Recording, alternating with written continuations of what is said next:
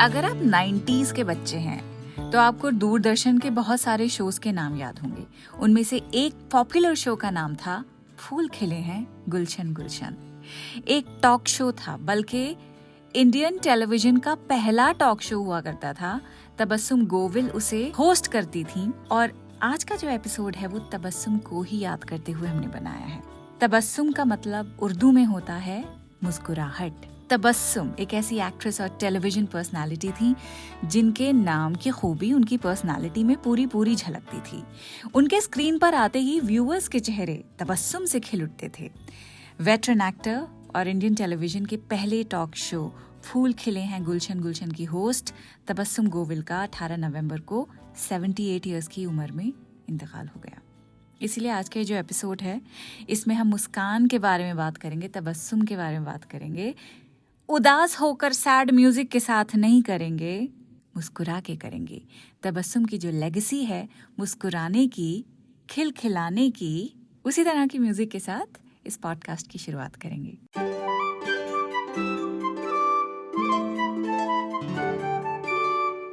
The Quint पर शुरू हो चुका है उर्दू नामा एंड स्माइल प्लीज, नहीं बल्कि बोलना चाहिए तबस्सुम प्लीज। आज तबस्सुम गोविल और उनकी बिखेरी हुई जो मुस्कानें हैं उनको सेलिब्रेट करने के लिए ये पॉडकास्ट बनाया गया है। शो आगे बढ़ाने से पहले आपको मैं बता दूं कि तबस्सुम का असली नाम तबस्सुम नहीं था। असली नाम था उनका किरण बाला सचदेव। 9 जुलाई 1944 में इनकी पैदाइश हुई और पहली फिल्म जो इन्होंने की बतौर चाइल्ड आर्टिस्ट ऑफ कोर्स, तो उस फिल्म को करने के दौरान ये 2.5 या 3 साल की उम्र इनकी थी। उस फिल्म का नाम था नरगिस। तो नरगिस फिल्म में actor Nargis was playing the title character और बेबी तबस्सुम उनकी छोटी बहन के रोल में थी। इस फिल्म के बाद तबस्सुम बतौर चाइल्ड आर्टिस्ट काम करती गईं करियर के सबसे बड़े माइलस्टोन पर, लेकिन तब पहुंची जब उन्होंने इंडियन टेलीविजन का पहला टॉक शो होस्ट किया जिसका नाम ऑफ कोर्स आपको भी पता है, मुझे भी पता है, फूल खिले हैं गुलशन गुलशन। YouTube पर तबस्सुम टॉकीज नाम का एक चैनल उनका था, है बल्कि, और उसका लास्ट एपिसोड मैं देख रही थी और वही मैं सोच रही थी कि how some people don't change, कि इतने सारे एक्टर्स हैं, उनको आप 20 या 30 साल पहले की उनकी फिल्में देख लें या उनके शोज देख लें आप ऐसी पर्सनालिटीज के, और अब उनको देख लें तो जर्रा बराबर उनमें फर्क नहीं आएगा। Tabassum was one of such actors and TV personalities जिनके बोलने का ढंग, जिनके तासुरात, जो एक्सप्रेशंस हैं फेस के, जाहिर सी बात है वक्त के साथ तो जो चेहरा है वो बदलता है, उम्र दिखने लगती है, लेकिन तबस्सुम के चेहरे पे उम्र तो दिखती थी लेकिन उनकी स्पिरिट हल्की सी भी डिम नहीं हुई थी। जितनी चहचहाहट के साथ वो पहले टॉक शो किया करती थी, तबस्सुम टॉकीज अगर आप यूट्यूब पे जाके देखेंगे बिल्कुल उसी एनर्जी के साथ वो अपने शोज अब भी, मतलब अपने लाइफ के आखिरी फेज तक भी उस जोश और खरोश के साथ उन्होंने अपने शोज किए हैं जो आज से 30-40 साल पहले भी था। हाउ फैसिनेटिंग ना। मतलब मैंने उनका लास्ट एपिसोड देखा एंड कुछ दिनों के बाद तबस्सुम जी के इंतकाल की खबर आई तो कुछ बड़ा ही अनरियल सा लगा। ऐसी खबरें मैं सबसे पहले अपनी अम्मी के साथ शेयर करती हूँ, इस बार नहीं की मैंने। तो खैर अभी कुछ दिनों पहले इसी हफ्ते में जब उनसे मैं बात कर रही थी, सो शी आस्क्ड मी कि इस हफ्ते उर्दू नामा में क्या कर रही हो। मैंने कहा तबस्सुम, तो अपना हाथ एकदम से सीने पे उन्होंने रखा एंड बोली, या अल्लाह वो भी गई, कब, मुझे क्यों नहीं बताया। एकदम से जो एक्सप्रेशंस उनके चेंज हुए उसे देखकर ऐसा लग रहा था कि वो अब रोई और तब रोई। वीडियो कॉल पे हम बात कर रहे थे। तो खैर ये हाल है तबस्सुम के अपने ऑडियंस के साथ जो कनेक्ट था उसका। मेरी अम्मा ही नहीं बल्कि उनके और भी जो दूसरे फैंस हैं उनका भी यही हाल था। सोशल मीडिया पे इतने सारे लोगों के मैं पोस्ट्स पढ़ रही थी कि तबस्सुम का जो एक काम था तबस्सुम बिखेरने का, वो काम उन्होंने बखूबी किया और आखिरी सांस तक करती गई। तो इसी तबस्सुम का मतलब यानी मुस्कुराहट जो है उस पर आज हम शेर व शायरी की महफिल लगा रहे हैं। लेकिन पहले ये तो समझ लें कि तबस्सुम की वजह सिर्फ खुशी, सुकून, मसरत, कोई भी प्लेजेंट या पॉजिटिव फीलिंग नहीं होती है। और इस सेंटिमेंट को एक गाने में बड़े ही खूबसूरती के साथ कैद किया गया है। वो गाना कौन सा है? अर्थ फिल्म का दिस वन। जिन जख्मों को वक्त भर चला है,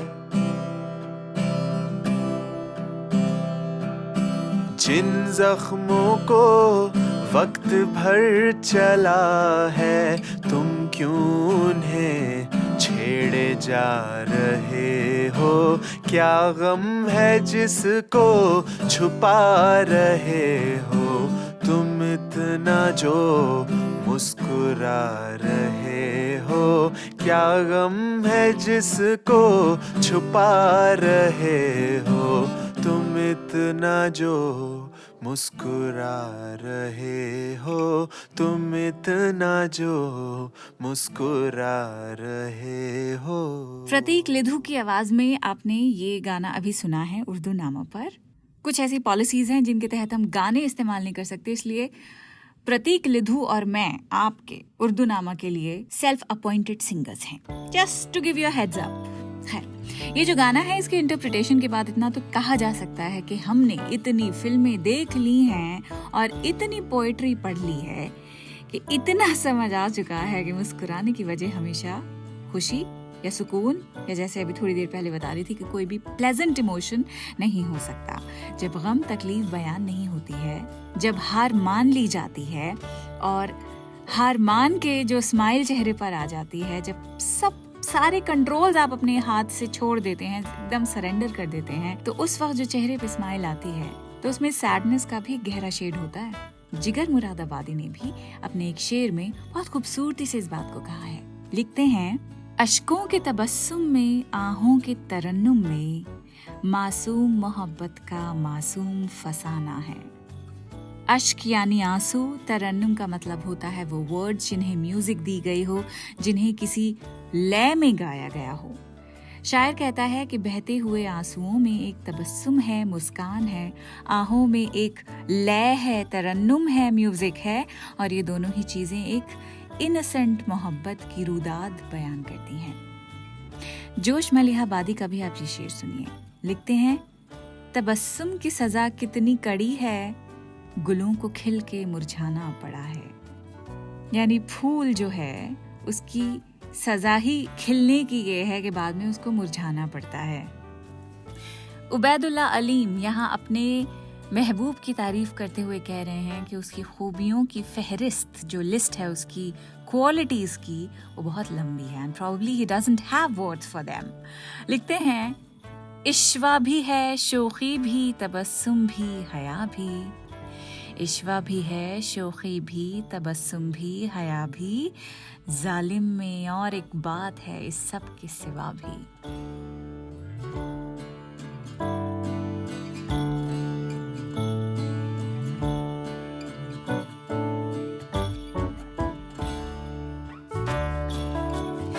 साहिल लुधियानवी की एक बहुत लंबी नज्म है जिसका नाम है मताए गैर, जिसमें से कुछ हिस्से लेकर 1958 की फिल्म सोने की चिड़िया के लिए म्यूजिक डायरेक्टर ओपी नैयर ने एक गाना बना दिया। वो गाना पता है कौन सा है? प्यार पर बस तो नहीं है मेरा, लेकिन फिर भी तू बता दे कि तुझे प्यार करूं या ना करूं।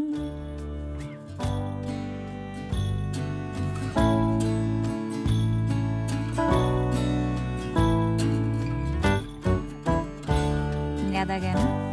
करेक्ट। तलत महमूद का आइकॉनिक गाना है।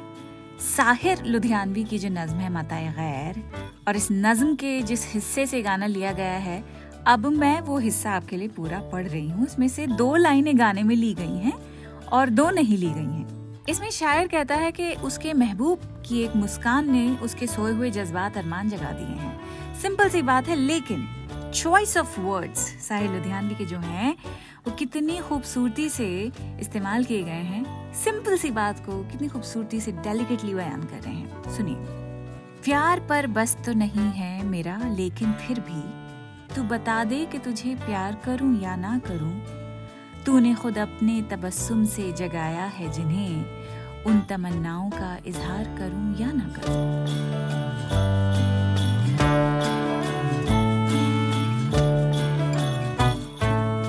साहिल लुधियानवी की एक और स्टाइल की एक और बात, एक और नज्म उनकी है, उसमें से छोटा सा हिस्सा मैं आपको सुना रही हूँ। इस नज्म का नाम है हिरास। अपनी इस नज्म हिरास में साहिर अपने महबूब की मुस्कान को जहालत के अंधेरों में रोशनी की मिसाल दे रही हैं। लिखते हैं,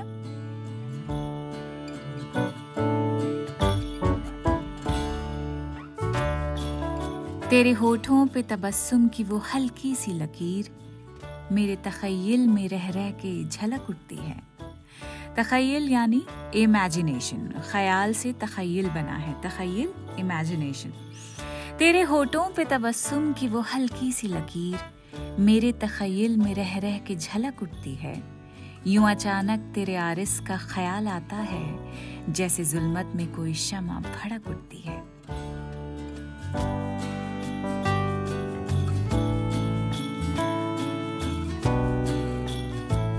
आरिज़ का मतलब होता है गाल। मुस्कान गाल तक ही तो जाती है ना। और जुल्मत के मायने हैं इग्नोरेंस। यूं अचानक तेरे आरिज़ का ख्याल आता है, जैसे जुल्मत में कोई शम्मा भड़क उठती है। कि जब मैं तेरे गालों के बारे में, मुस्कुराते हुए चेहरे के बारे में सोचता हूँ, बिल्कुल ऐसा लगता है जैसे कि जहालत में किसी ने इल्म की रोशनी का दिया जला दिया हो। लेकिन जब तबस्सुम नहीं मिल पाता, मुस्कुराया नहीं जाता, तो उसके लिए भी साहिर लुधियानवी के पास एक और नज्म है। उस नज्म का उन्वान है किसी को उदास देखकर। इसका भी एक छोटा सा हिस्सा आपको सुना रही हूँ। लिखते हैं,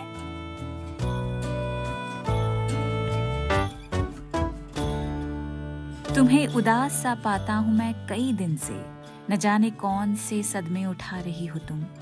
वो शोखियाँ, वो तबस्सुम, वो कहकहे न रहे, हर एक चीज को हसरत से देखती हो तुम।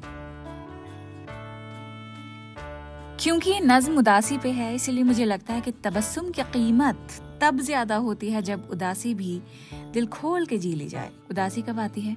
जब गर्दिश खेल लेती है, ट्रेजेडीज एक के बाद एक आपका पता देख लेती हैं। तो ऐसे में फानी बदायूनी का ये शेर हमेशा याद रखिएगा। फानी बदायूनी लिखते हैं,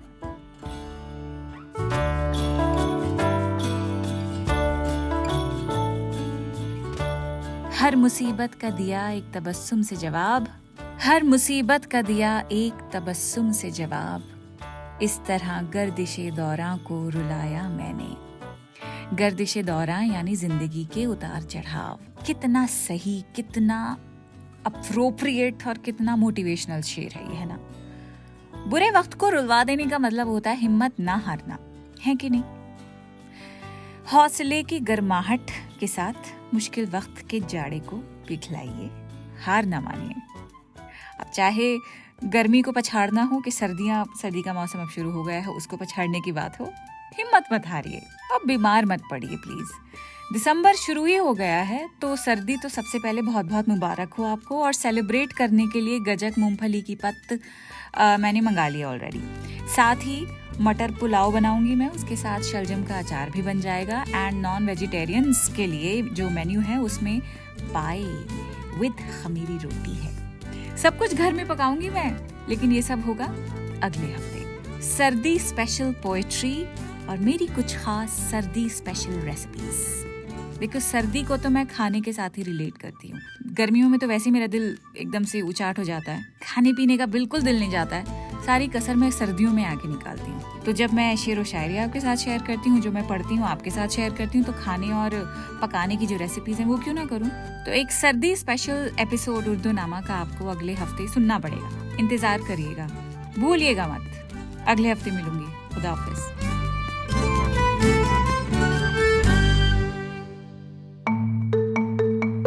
आप सुन रहे थे द क्विंट का पॉडकास्ट।